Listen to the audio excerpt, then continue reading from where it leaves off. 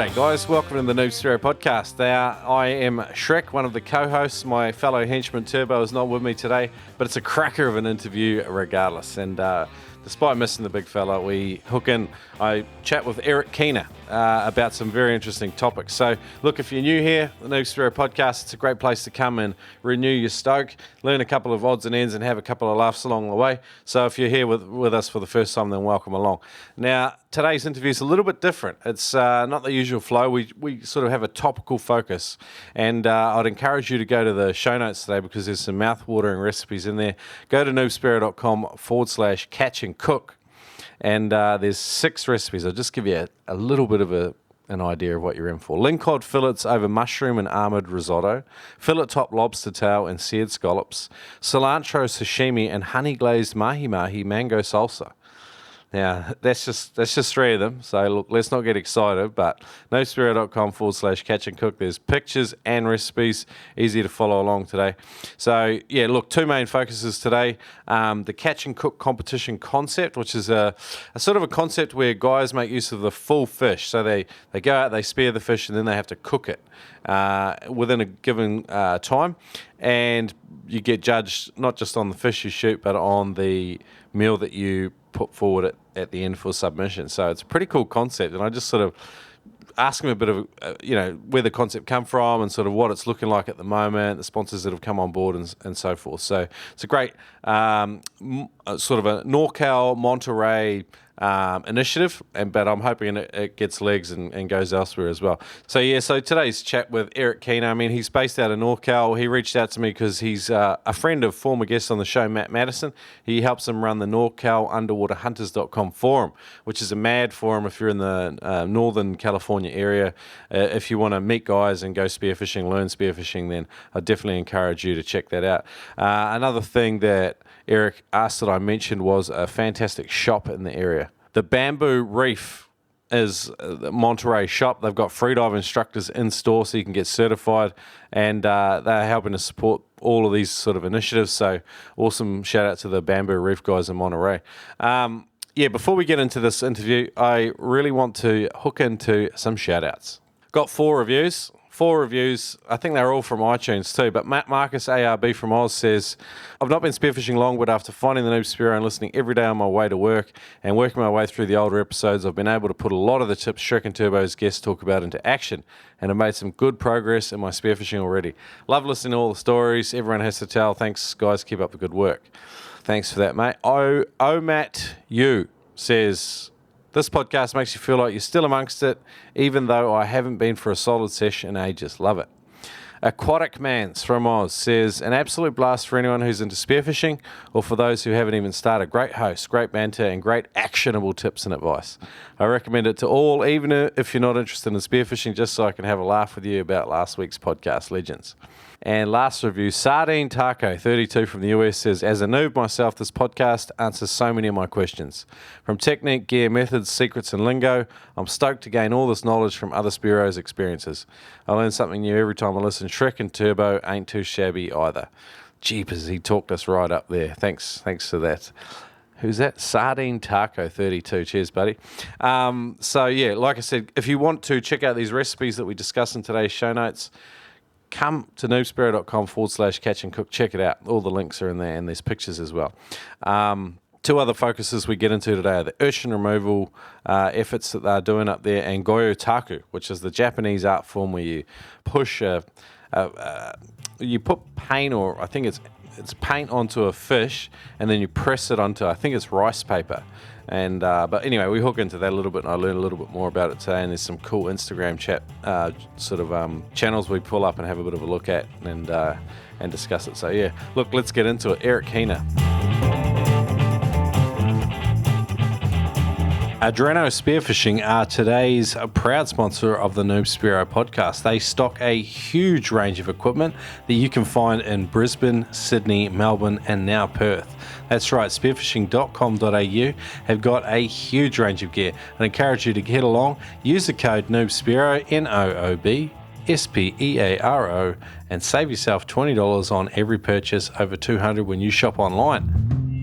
Guys, if you enjoyed the Noob Spearo podcast, check us out on Instagram, Noob Spearo _podcast. Now, that'll keep you up to date with everything that's happening at the Noob Spearo and our latest episodes. So check it out, Noob Spearo _podcast. G'day, Noob Spearo community. I'm joined by a good buddy of Matt Madison, who's previously been on the show. If you want to look that up, he's NorCalUnderwaters.com president for a while. And today I've got Eric Keener on the show. And we've got a couple of awesome topics to sort of head into today, Eric. So it's awesome to chat with you, man. Yeah, thanks a lot for having me on. Cool. So look, tell us a little bit about where you live and sort of how you got involved with spearfishing. Yeah, sure. I just recently moved to one of the most desirable dive locations in the United States, which is a real small community right next to Monterey, California, kind of central coast. We're right near Big Sur, which has a lot of great spearfishing. And I've been abalone diving off and on for about a decade up until they shut most of ab diving down, which really frustrated Matt Madison.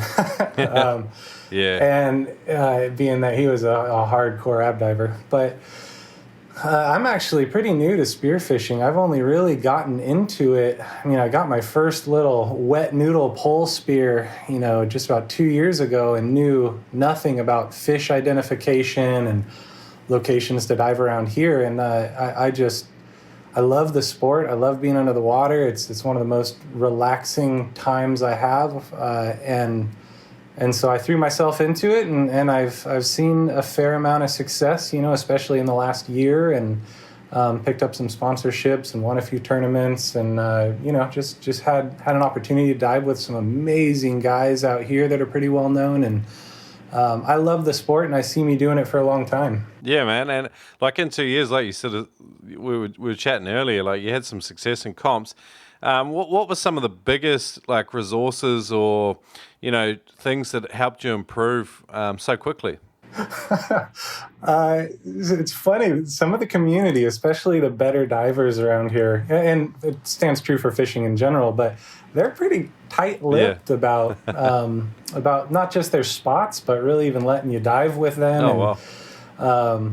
And that's not true for everybody. I mean, I've dove with some people names you'll recognize, like Rob White recently out in Hawaii for mahi-mahi and tagging sharks, and he's a neat guy from out there that seems to be pretty well known. So how I learned as much as I did was I started out with garage sale gear. I had a 7 mil 2-piece wetsuit that was closed cell. About a size and a half too small. I had jet fins, which are those tiny little plastic Coast Guard fins. Yeah. I had no idea what I was doing. I must have looked like such a goof to other people back then. But I always have kind of a balls to the walls mentality in most of the things I try to do, and I just went for it, very ignorantly and probably really unsafely at first. But I spent hours and hours on satellite images trying to find good places down in Big Sur to hop in, and buddies that wanted to devote weekends of multiple dives a day and just ground and pounding it. And so you just did everything the hard way. You didn't when did you get involved with like NorCal Underwater Hunters and did you have any books or like YouTube channels or anything like that to sort of give you some clues? I Googled quite a bit, and all the forums out there, the Spearboard and DeeperBlue and all those guys were really, really helpful for answering specific questions, even though you had to put in hours and hours and read novels of various people's opinions and things to really weed through to the good stuff. But I didn't even find Underwater Hunters till I want to say maybe just a year or less ago, and NorCal Underwater Hunters forum, and that was really helpful. Matt really took me under his wing, and he offered to mentor me. He was the first guy that actually said, "Hey, I'm here to help you out." So that was awesome, and he helped me out quite a bit. I actually own most of his gear now, or a lot of it. It's from guns and various things, but so it was a big learning curve. that's one of the things that's kind of inspired me to really try to help out other people too. I do a lot of newbie dives now on the forums. I'm parts of various California forums now, and I even been getting a lot of love from the Monterey Bay Tritons recently, and offering to take out newer divers to show them the ropes. Now that I've taken some safety courses and freedive courses and other things, just. Yeah, I still won't put them on my good dive spots. I'm going to hold to that one. But I don't mind taking them out and showing them the ropes and making sure they're safe and letting them borrow gear and all of that stuff. That's really when the water's not perfectly clear, I love taking out newer divers and introducing them to the sport. Awesome, man. I might ask you some more questions at the back end of the show, because I take out newbies quite a lot as well. But sometimes I get flooded, so I might ask you a couple of questions about that. But I really, like when you sent me an email, I was really intrigued by this idea of these sustainably minded competitions that are starting to sort of happen, and these initiatives that are happening around the world to help Spearos get much more involved with proactive sort of campaigns and stuff like that. Your catch and cook competition sounds like exactly the sort of concept I wanted to discuss on the show. So I wanted to start talking a little bit about that. Where did your idea for it come from? Well, it's funny. The sustainable hunting that I try to stick to actually spawned out of one of the year-long tournaments that I take part in. It's called Diver of the Year, and it's a 17-species tournament where you can upgrade fish throughout the year, and then the cutoff is December 31st or whatever. And at the end of the year, whoever has the most points, wins. And it was through... When I first started at the beginning of last year, I was submitting fish, and I was like, is this a blue cod or a black cod? I didn't even know what I was submitting, which is stupid of me because I shouldn't be shooting fish that I don't know. But as the year went on, I loved how much I learned about the way that the fish hide, the personalities and characteristics of different fish, and that was a big, big learning curve for me. So recognizing now that, when I go out and fish, I know that I have 6 people to feed, so I want to shoot a decent lingcod because they've got great meat, they look fun, people like it.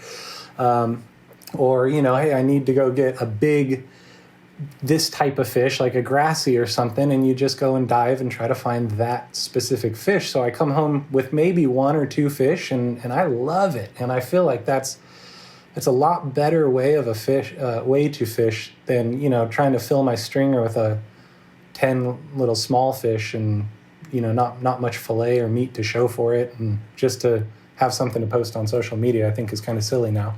So you asked about the competition. There's been an interesting development that I've seen. I'm probably part of 10 or 15 forums throughout, the area. Just listening to various people's opinions about how to spearfish, and sometimes just recently there's been 4 or 5 very heated debates that last for days and days between people that say you should do it this way or you should do it that way, and they're all kind of biased, and if you don't do it their way it's the wrong way. And so a few of us, some of the guys that have a little bit more similar mindedness, but also have a social platform to kind of speak from, where we may be a little bit better known in our area, we got together and just talked and said, what can we do to help instead of argue and all this other stuff? What can we start doing to influence, especially the newer divers that kind of look up to us? And the idea of, let's start posting, videos on how to fillet the whole fish. Which organs can you use? How do you get the collars off a lingcod? Did you know that the cheek meat is really good? Halibut roe, different things, to get people really interested. And I was just kind of thinking about that, and I really love to cook. I think I sent you a couple photos of I love plating. I love making it look good.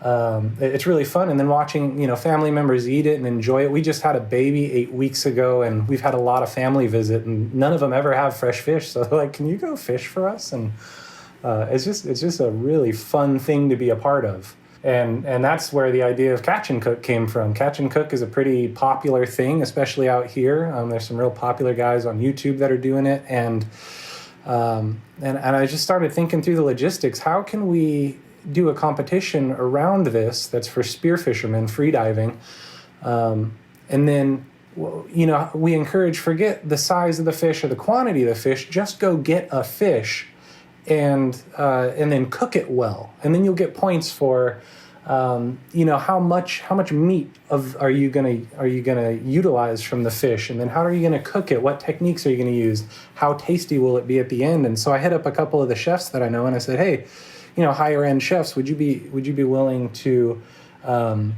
be a judge on this competition if we can get it going? And they're like, wow, that sounds awesome. And started talking to a couple more people. Hey, would you be interested in something like this? And the more I put the word out, it just never seemed like I got a negative answer. And I said, I really want to go for it. So I put together like a 3-page document. I designed a logo. And I sent it out to a few people that have been successful in long-term, doing of events, and said, can you just nitpick this for me? And I got back a lot of valuable feedback of, you're an idiot, you shouldn't have said this, or do this better, or come on. And so, but overall, what it did is it really solidified it to where when I put it out to major sources, I almost got immediate feedback. I mean, then the very next day, you're like, hey, let's talk about it. And then I just today got an email from the underwater, they do CMAS, they're the CENCAL.org, the Central California Council of Diving Clubs. And they said, hey, they're actually a charter for USOA, the Underwater Society of America. And they put on all kinds of events and stuff like that, from what I understand. I didn't even know them that well. I just did a Google search and said, these guys seem pretty good. I'm going to put it out and see if they have any insight. And they got back and they said, hey, we're so interested in this that we want to not only help you get media for it, but we actually want to help you do it. And so the idea started getting bigger. How do we involve some other people if we want to push the sustainable thing, but not force it down people's throats in a way that's like, this is our way of doing it, we want you to do it this way. It's more like, hey, why don't you participate in the way that we like to do it and see if you enjoy it as well? And so we pushed out, we want to give all the proceeds to a nonprofit. There's kind of a lot of backdoor messaging of let's really be conscious of what we're doing in the environment. We're going to give all the proceeds to an awesome nonprofit called SOS. It's Save Our Shores. They're based out of Santa Cruz, California, and they've been around for 40 years. They organize hundreds of beach cleanups. They're all involved in the politics of, ocean, the future of the ocean. And they love the idea, so they're going to lead a big beach cleanup the day of the event for all the people that can't dive or don't want to dive. They can bring their family, and the family, while they're competing, can come and do this beach cleanup, and there'll be prizes for people that do that. And it's just kind of the wheels have been turning and turning. It's been getting bigger and bigger and more traction, and it's been really fun to be a part of. Sounds awesome. So guys are going to send in maybe videos or photo entries with their kind of their catch and their cook and the details and stuff. How's that going to work? No, so it's going to be on location event where you get there early in the morning. You're going to register. We're going to do a safety briefing. We're going to encourage you to dive in pairs because a lot of people dive solo. And I mean, I do it too, but I never encourage it ever. I'm very safety minded. It's just sometimes I don't have people to dive with or don't want to dive where I want to dive. Sometimes you got to lower kayaks down cliffs to get to the good spots. So some people aren't into that. And so they're going to show up day of, and we're going to give them the safety briefing. Then we're going to release them to go dive wherever they want. They're going to come back with their fish, do a weigh-in. And one good point that got brought up in some of the feedback I got back is you really do want a bragging rights component. As much as we're trying to not push the biggest fish or more fish, we are going to have a prize for biggest fish. No prize for most fish because we only want you to get one fish if possible for this. And it's not going to be anywhere near as desirable as the top 3 prizes for those that are competing in the catch and cook. So, some people just don't know how to cook but still like to compete. So we want this to be an accessible event to them as well. But they're going to come back with their fish, and they can prepare all of their ingredients, all of their sides and sauces and their salads or whatever they want to do with their dish, in the days leading up to the event. But the fish itself has to be caught and cooked in typical catch and cook on a portable grill of some heat-based grill of some kind. And then they're going to prepare a plate and then give there's going to be 3 or 4 judges, and they'll have a plate for each judge, identical plate, and they'll be judged accordingly. And we have a whole point valuation system on how they rank in the different areas, and they can even get extra points if they use auxiliary proteins and invertebrates and hard to get fish like vermilion, or weird fish like monkey-faced eel. And there's additional ways to kind of spice up your points overall. But yeah, I think the idea is, we really want to use a lot of the fish. So a lot of the points you can get in this competition are actually going to come from how much of the fish are you going to use. So I did a plate recently where we caught a couple triggerfish, and I did anything from fillet to belly meat. I did baked fillet with fried belly meat, and then even did the sweetbreads of it. And I mean, oh man, it just turned out phenomenal. And so we want to encourage people to kind of try to go for similar things. Yeah, cool. The Japanese have got heaps of interesting sort of insights into like using different parts of the fish. It'll be interesting. It'll be really interesting to see just some local divers trying some exotic techniques, I guess. So that'll be one of the highlights of it. Yeah, and I think we're going to try to push. We're going to try to give them some ideas, just so they're not doing things that are poisonous or inedible. We don't want to kill the judges, although we are probably going to need them to sign a waiver. Yeah, we want to give them some ideas. Yeah, cool. Do you think you could have like husband-wife teams, or like say like like Turbo and I could come over, and obviously like I'll probably spear the fish, and Turbo could probably cook because I'm obviously the far better Spearo. He'll love hearing that. And so does that make him the wife? yeah, he would definitely be the wife in our duo. And if he cooks, would that still be an admissible entry? That idea has been brought up a lot. Can you do teams? And I think for future competitions, we probably will branch out. But just because there's so many things to this one, there's so many facets and different moving parts, and we're going to have a raffle, and we're going to have like a Gyotaku event, and we're going to have the beach cleanup, and there's just so much to it now that I feel like if we brought more than one person in, it's just going to take the advantage away from the Spearo being able to be knowledgeable and do his part as a hunter and preparer and as a consumer of food. Okay. So I mean, if you had a pair of divers diving together, and maybe they shot 2 fish, could they prepare like 2 dishes together and admit one each? I think for this particular one, it's just going to be easier to, if they each want to shoot a fish, they can dive together, that's fine. But if they each shoot a fish, they should prepare it separately and then be judged separately. And then maybe share the prizes. We're reaching out to some big companies. We've got some decent-sized companies that are involved already that are going to be offering up, the grand prize and other, pretty desirable stuff. That's another hard part of planning this is this is kind of a unique thing, and we really have a unique message behind it.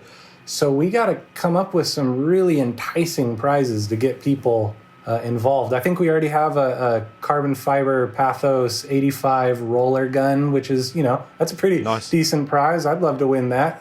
Yeah. So, I think your concept could be expanded at some stage and done as like a live YouTube thing as well, where you could potentially broaden the reach and have video submissions of some of the I don't think it necessarily needs to be just a live event. I mean, although you could organise live events and have videos submitted, and you could almost do like a knockoff of a popular TV cooking show with a judges panel, and get into the mindsets of the divers and stuff. That'd be pretty cool.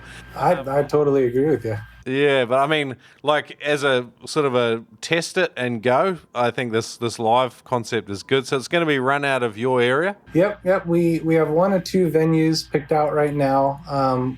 We're looking into the legality of, insurance and liability, and can we have it backed by the insurance of a dive company or of a local dive shop, but host the event at a public site like a beach or a park? But I think right now we have a dive shop on board that is going to go ahead and let us use their property. They have a huge parking lot, and they're just pretty well set up for what we want to do. So I think we're going to go that route, but waiting on confirmation. Another thing you could look at is local government grant for facilitating the beach cleanup. Although it's not all about finance, obviously, sometimes it helps to run these things on an ongoing basis.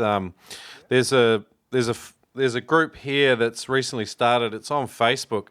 It's called Rubbish Spearos, and I'll link it up in the show notes. But basically, this is a network of spearfishermen and freedivers that organise these cleanups.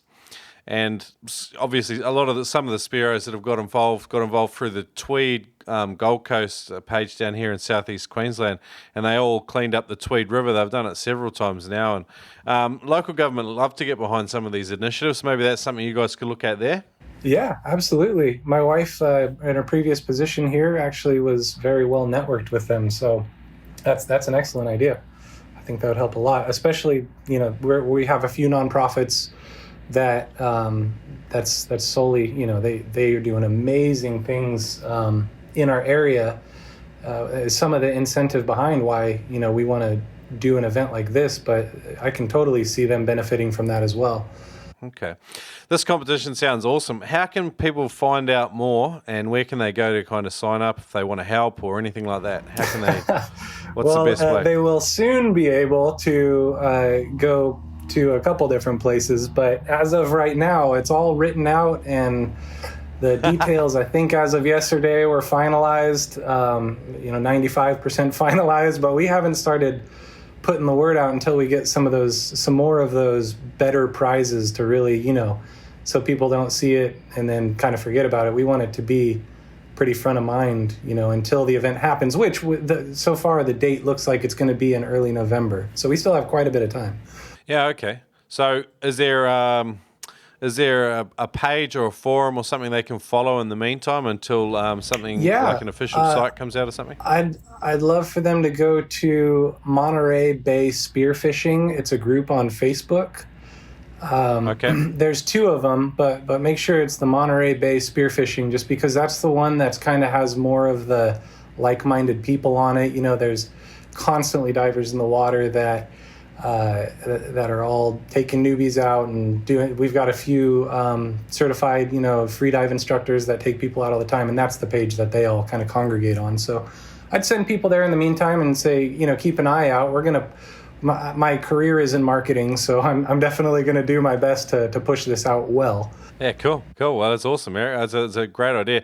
I was just going to say, when you were talking before about forums and like these discussions and huge arguments that sort of boil over days about sustainability and things like that. Like, I think one of the things a lot of guys are guilty of is they do something for, a number of years and they learn a lot of things and they slowly develop a code of ethics with regards to equipment, sustainability, everything, and they become very entrenched in their views and their opinions. And then they actually become quite hostile towards anyone who expresses anything other than.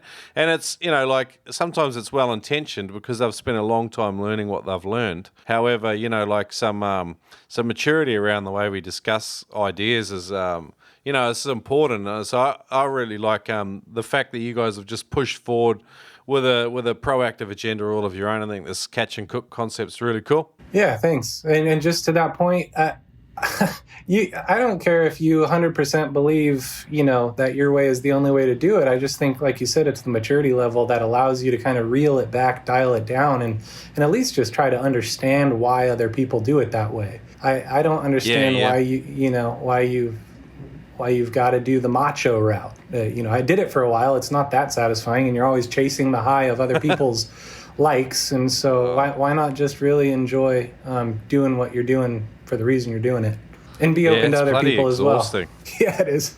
It's exhausting. You get embroiled in one of those things over days. Jeepers, it's makes my blood boil just thinking about it. I think that's half the reason why we avoid forums and social media sometimes. Just want to go spearfishing. Yeah. Hey, one of the other really cool videos you sent me was this kelp forest springing back to life after, one of these urchin removal events, which you said Josh Rousseau leads through the Watermans Alliance. I wanted to talk a little bit about that. Are you involved with these guys as well? Yeah, I did. I was just getting on to Matt Madison's forum when I learned of the first event, and I wasn't able to go, but I was really excited about going to the next one. And just to give you a little bit of a background of it, the urchin, the purple urchin out here in our waters are so destructive that not only have they ate all of the kelp in the area, which sustains, the whole marine ecosystem, but they're eating so much that they're starving themselves. And so if you dive underwater and stick your head, even in 5 feet of water, the rocks are purple. There's hardly any kelp anywhere, where there used to be expansive kelp belts all around the coast in Northern California. They're basically gone in most places, and it's as a result of a few things, scientifically speaking, and I'm sure I'll get some pushback on this, but from what our researchers and scientists have found is we had the starfish wasting disease, which killed off a bunch of starfish, which were one of the main predators of the purple urchin. And then some people, it's inconclusive for the most part, but some people say otters, the lack of otters, that they eat them, and I don't have an opinion on whether or not those are helpful or harmful. But anyways, the fact is purple urchins are very, very destructive and need to be dealt with. So now fast forward, we go to the second event, and I'm talking with Matt and seeing how much he fundraised for the last event. And I said, well, you know what, I'm just going to jump in whether he wants me to or not and help him fundraise for my area, because he's up in Mendocino and I'm down here in Monterey. We're about 6 hours apart. And I was able to raise, I want to say it was close to like $6,000 or $7,000 of value in things for the raffle items. I was getting, full regulators, brand new. I was getting, I can't even count how many $100 gift cards we got to various places. We got freediving certifications thrown in. We've got scuba certifications thrown in. There's just all kinds of really, really cool stuff. And then I go up there to help with the event and did a couple days diving. My wife and I brought the RV up and we camped. And, the events are great because they involve so many different people. It was the event that I went to was I want to say it's the first event in, California history where divers of all backgrounds got together, from recreational to scientific. It was a really historic event, and we had I can't remember the exact numbers now, but it was something like 150 divers a day getting in the water, and then we had kayakers that didn't dive on the top of the water to transport the urchin bags to the boats and the boats to the shore, and then we had people on shore. At the time, we were crushing them and making fertilizer out of them. It's not, people have asked why we can't crush them in the water because that would be more efficient. Well, it's actually illegal for events to do that. I don't know if it's for the nonprofit ridiculous to do it, but yeah, it's not legal to. And there's a lot of people that say it causes spawning. That's actually been disproven.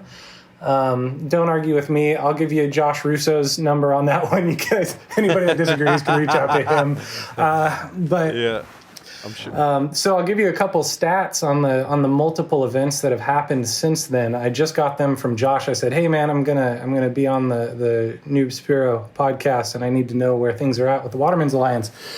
And Josh, who's the president, I'll just read it off here because this is a great answer. Some huge numbers. He says we've removed 58 tons of urchins from 5 areas in Sonoma and Mendocino so far. They raised $130,000 last year and had 9 commercial boats. So the reason they do the events for the public, the recreational events, is to raise money to pay the commercial guys because they're the heavy hitters that do the most damage. Yep. And so we raised $130K last year and had 9 commercial boats working from January to August on any day that was diveable. We've hosted a total of 6 recreational events so far. The next one is May 18th and 19th of this year at Ocean Cove in Northern California. And he recently said that the Department of Fish and Wildlife and Reef check surveys have confirmed a very noticeable difference in areas where we've worked. Divers at the Caspar event were excited to see kelp actually coming back and healthy abolone. So that video that I sent you actually came from Southern California. And it was just, 40 days? You had humongous, 30-foot kelp stalks everywhere. It was just a kelp forest again, and a month later after one of these events. So if guys go today to noobspearo.com/catch and cook, I'll link this video up in the show notes, but this kelp forest it shows you snapshots of a diver swimming over the same area of reef over 40 days. And the first day, it's just covered in these purple urchin, and then they remove them all, and then you can see over this period of 40 days what happens to the benthos, over that period of time. It's amazing. It went from like just barren and lifeless with purple urchin to all of a sudden, full kelp forest right up to the surface again. Is hectic. Yeah.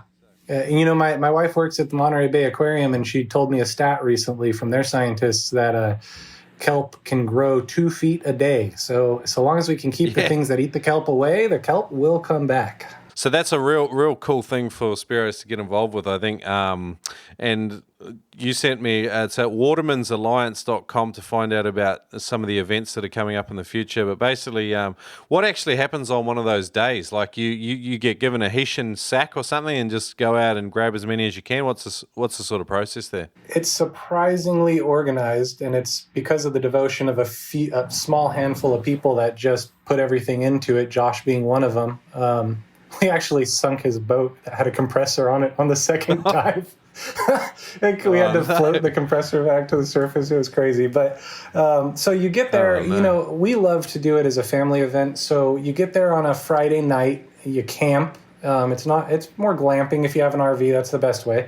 But, you can, there's plenty of people tent camping, and usually, there's showers and stuff. Sometimes there's not. So your gear gets a little stinky, but, You get there on a Friday night, you camp, you get up early, you have a meet at 8 a.m. so that Josh can hand out he gets all of these canvas bags given to him for these events, and they're real nice. Then you get, 3 or 4 of them, you clip them to your belt. If you're freediving or if you're scuba diving, you're kind of encouraged on here's the little section, the, 300 by 300 yard section that we're going to be working on. Sometimes it's bigger. And then the commercial boats stay on the outside of that so that there's not boats over divers. And then all the divers, then you have a bunch of volunteers that bring their own personal boats down, and you get all of these little Zodiacs transporting divers out to the site. And then the divers drop in and dive a full tank of air and get as many. I've seen people bring up like 3 dive bagfuls of urchins. And we've actually had to get special permission to raise the limit on some of the events and things like that. So, it's a really neat thing to, and then you just do it again the next day. They just go to, and you get the evening to yourself. You do a couple tank dives, and then I did spearfishing in the evening because you're always in great dive spots, and got a couple of vermilion on that first event, which was fun. And nice. So it's just fun, if you like camping, if you like diving, if you like boating or kayaking or, outdoors, it's just a great event. Yeah, that sounds awesome. So guys can find out about that at watermansalliance.com. Again, it'll be linked up in today's show notes at noobspearo.com/catch-and-cook. Today I've got a sweet offer for you. To go with this free episode of the Noob Spearo podcast, we've got access to some free courses. How cool is that? Go to noobspearo.com/Ted. Now, Ted Hardy from Immersion Freediving, a frequent guest on the Noob Spearo podcast, has got several free courses available at noobspearo.com/Ted. Check it out, Freediving Safety. There's a full video course about how to avoid shallow water blackout, how to be a good buddy, all is the fundamentals of just being a good, safe Spearo, and it's all free. Check it out, noobspearo.com/Ted. There's another one in there as well about how to take a 20 to 30% bigger breath, which will give you more fuel, more time on the bottom, and make you a more effective Spearo. There's also a whole lot of other courses there as well. Check them out, get a 15% discount, noobspearo.com/Ted. Today's episode is brought to you by Patreon. It's a membership platform that makes it easy for artists and creators like the Noob Spearo to get paid. Basically, you support us per episode at any level that you choose. Head over to patreon.com/Noob Spearo. Today's episode powered by patron listeners just like you. The other thing I wanted to touch base with you about was, I'm going to butcher this too, so apologies to any Japanese people or people who actually know how to say it, but Gyotaku. So, yeah. Is that how you butcher it as well, Eric? Oh yeah, I'm white as they come, so I have no idea how to say it the right way, but I say Gyotaku. Sounds right, maybe. Okay, It's cool. so the first the gyo or gyo, how gyo means fish in Japanese, and taku means like stone printing. So that's the idea. It's like fish stone prints, basically. Okay, cool. And I've been following a couple of pages on Instagram. Salty Bones, Gyotaku, Michael Takach, one of our former guests on the show, he gets into it.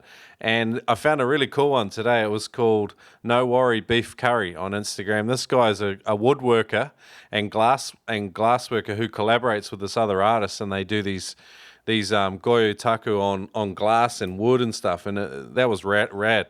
So if guys want to check out a bit more about Gyotaku, I'd encourage them to go and have a look at some Instagram channels. But what is it that you do with it, man? I actually just started to get into it recently. I was encouraged by one of the kayak clubs in the area, kayak angling. They, at all of their major events, there's this one gal, her name's Brandy, that does a full-on recreational thing for all the kids. It's just a bunch of kids of all of the fishermen and their families that come, and the dads will bring, or even the moms bring back the fish, and the kids get to paint like a cloth paint on them, and then they stamp the shirts that they have made for the events, and it's just become really, really popular. So I reached out to her and learned all the ins and outs of it and how does she run her events so we can try to do one for our catch and cook competition. And she was great. She sent me pages of stuff on how to do it. We've had a lot of our guys in our area, certainly getting into it more recently and trying out all the different papers and different paints you can use. And I know one guy, his name, so I'll tell you the backstory first. He currently had the grass rockfish record for California for spearing. And then I did a competition one weekend where I dove in Big Sur one day, and I actually walked through I had to walk down a landslide to get into the water. And when I came back up, the water was too heavy to get out on one side, and so I had to rock climb up. I had, I think, 3 vermilion on my back. They were all decent fish, and I had one really big rockfish.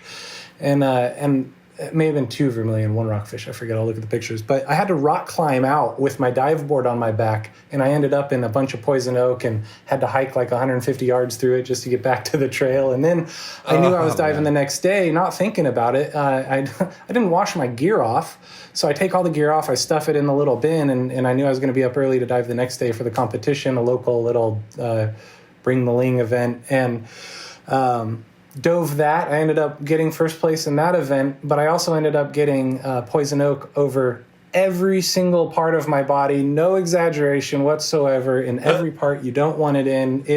I had to go get 2 shots at the doctors and like medication and all this stuff. Like it was brutal. So brutal. Never again. My wife didn't want to sleep next to me. It was so bad. I washed my wetsuit like 17 times. Man. I know a lot about poison oak now. Never do it again. But so apparently you get your mates to urinate on you, and that fixes it straight away. I hear that works for jellyfish. Thankfully, I haven't had to do it. I got a funny story about my honeymoon, though. No, I would never let someone else pee on me. I'd rather deal with the jellyfish.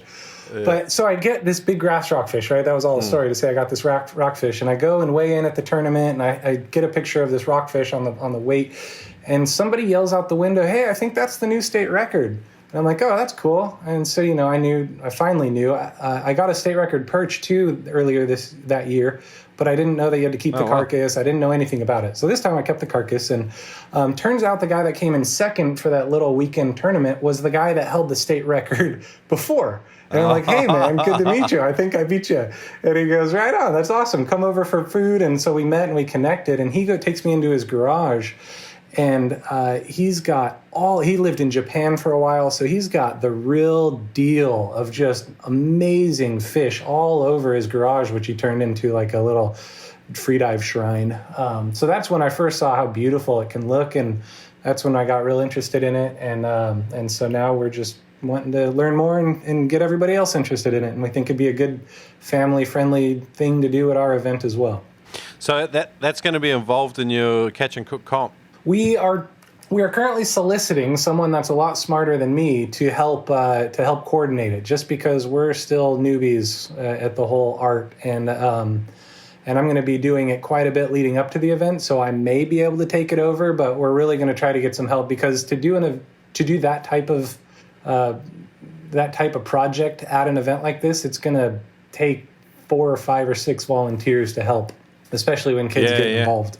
So that's a hopefully we can make it happen. I'd like to see it happen, and I'm going to push hard for it to happen. But that's the one piece that we're not super set on yet. I was going to say, it could be a complementary thing to just about a lot of comps. Like you could have, that evening you could have a Gyotaku session at a local dive shop, and you could have in a couple of experts, and and they just teach people how to do it and stuff like that. But it would take a lot of coordination with materials and stuff. But it's a cool idea, cool concept. Yeah, it's a great idea you had yourself. I'm writing it down right now. Well, I like the artwork because it captures the texture of the fish, and the scale patterns and stuff are unbelievable. I mean, it really captures something unique about fish in particular, and it's a cool art. And when you get really good at it, you can learn where to put the paint placement before you lay the rice paper on the fish. And you can actually, I saw this picture of a rooster fish, and I saw, there's all kinds of cool hogfish. Like there's these really, really cool, that seemed pretty accurate, amazingly detailed art pieces that are coming out of various places. And it's just fantastic. What my wife and I both love art, and we'd love to have some of those pieces on our wall, and we'd like to try our hand at it. Yeah. I like the look of this No Worry Beef Curry Instagram page.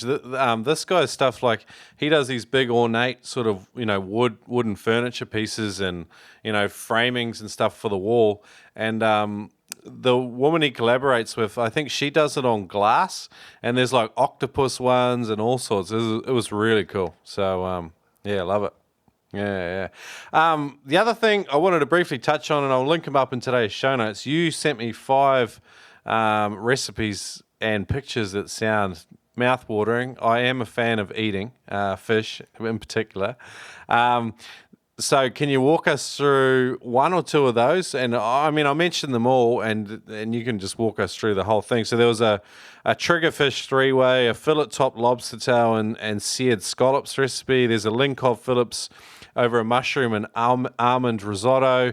There's cilantro sashimi and a seared scallop with truffle oil. Give us 1 or 2 of those recipes if you don't mind, Eric.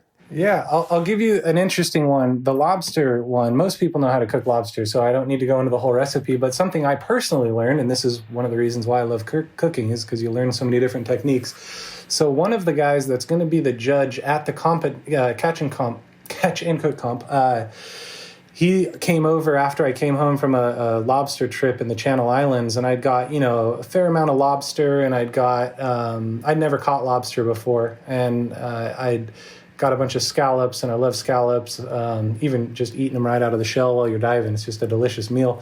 So he taught me how to slowly melt butter so that it doesn't separate. And it took a long time, and it was like 4 or 5 pounds of butter. And you end up with this huge pot of melted butter, but not separated butter. And it's just hot enough to cook, to actually poach the lobster tail in. And when you pull the lobster tail out, the butter that's not separated, if it was separated, it would just drip right off. And that's why people dip lobster into butter on the side, because it's separated. Well, ours was still thick, so you never had to dip it. It just coated it. Just imagine like a glaze on a donut. That's what the butter did to the lobster. And oh my gosh, it was insane. So one good recipe, and I love just playing around with little things.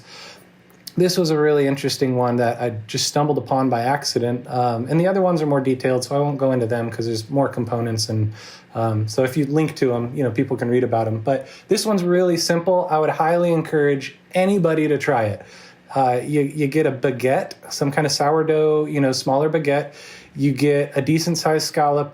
You get a little piece of brie cheese and have some truffle oil. And so you get butter and you melt it into the pot or the pan, your frying pan, and you put the baguette down until it kind of soaks it up and it starts to really fry the bread, and then you flip it over and let it soak up the rest of the butter and really fry the bread until it starts getting crispy and nice and golden brown. You take that out. You hard sear your scallops. So you want to get the pan super, super hot and just drop the scallop in for a real short amount of time. You want it to start getting almost dark, kind of a dark brown on one side. You flip it over for about 5 or 6 seconds on the other side. So it's still raw in the middle, but you get a firm texture on the edges and even a little bit of a crunch off the dark brown parts. And then you put that on top of the bread. Drop a piece of brie, a little slice of brie with the rind on, because it's a bit savory. You just drop it in the pan for like 5 seconds before it starts to melt. You scoop that on top of the top. You put a little truffle oil and a little bit of salt and maybe some pepper or something. I can't tell you how phenomenal. It's super unhealthy, but it's an absolutely delicious little appetizer. I haven't even had breakfast yet, and I'm ready to go now. I know. I'm ready to cook dinner, and I kind of want that. So. Well done. You've made me salivate. That's a unique gift, sir. I had $1 for every time. Everything today we discussed and more will be linked up in today at noobspearo.com/catch and cook. Again, if people want to get involved and find out a little bit more about the catch and cook competition, they can go to Monterey Bay Spearfishing on Facebook. And you see there's a group of great bunch of guys in there having a good conversation about it, and that'll be the place to get updated.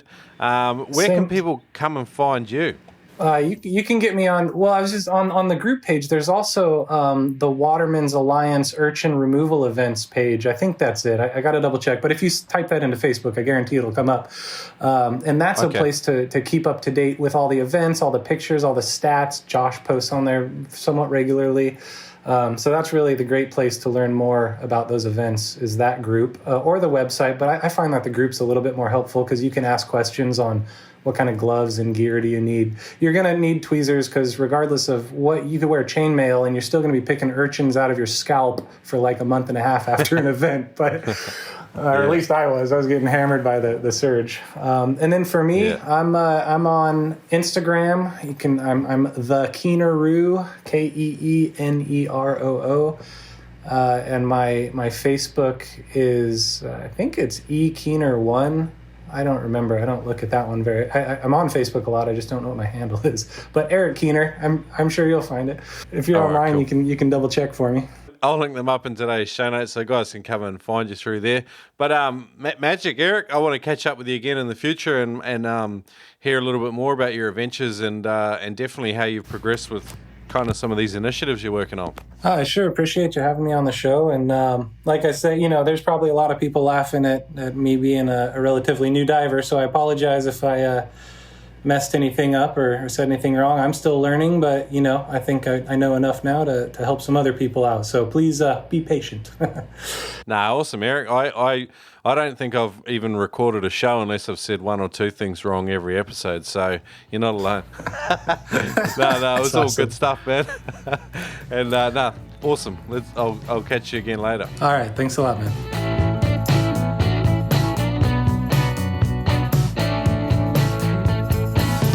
Eric Keener, put your hands together. He was an interesting fella and really enjoyed that chat today. A little bit different, just sort of more of a topical focus. And if you like today's show, I'd love to hear your comments. If you want to leave them, you can find us at noobspearo.com/catch and cook for today's full show notes and get hold of some of those mouth-watering recipes like lingcod, Spanish rice, and mango salsa.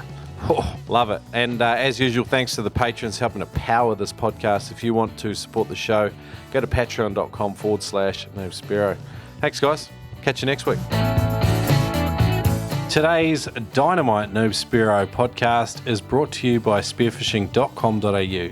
That's right, the fine folks over at Adreno have been supporting the Noob Spearo podcast since about episode 18. and they help pay the bills around here. Just want to encourage you to check out spearfishing.com.au and use the code NoobSpearo. You can save $20 on every purchase over 200, but it's just a great online shopping experience. The reviews are phenomenal. If you want to check out a new spear gun, new pair of booties, new pair of gloves, someone's used them before, they've written a review, it's on their website, it's all there there for you. Head along to spearfishing.com.au and thank you for shopping with today's major sponsor, Adrena. Spearo log, an actual logbook for spearfishing. Yes, it's a paper form and perhaps we could go digital in the future. But at the moment, Spearo log is available right now on Amazon.com to capture your dives and help you replicate past results. Because if you're capturing that fish in those specific conditions and it doesn't happen every week, there's probably some unique variables that are allowing that phenomenon to take place. So record them in your dive log. You can go back, you can have a look at data over time, and you can see what works, what makes your spots and locations tick. Get Spearo log on Amazon.com today. Spearo log by Noob Spearo. Oh my God.